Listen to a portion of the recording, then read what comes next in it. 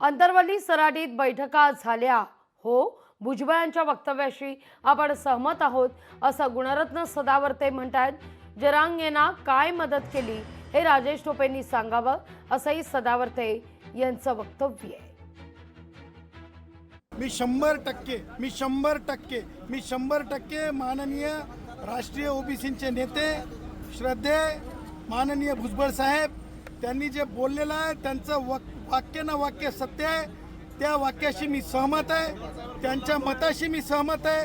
राजेश टोपेंनी उदार अंतकरणाने हे सांगावं की किती बैठका झाल्या, काय बोलणं झालं, ज्या वेळेस हिंसक गोष्टी घडल्या ते त्यांना माहीत होत्या की नव्हत्या. राजेश टोपेंनी जर खरोखर हे बोलून दाखवण्याची हिंमत असेल आणि दाखवलं तर मला असं वाटेल की काही दिवस काही अंशिका होईना राजेश टोपेमध्ये लोकतांत्रिक प्रक्रिया त्यांच्या डोक्यामध्ये जिवंत आहे असं मी म्हणणार आहे. लोकशाही मराठी ऐका, पहा, जागरूक रहा.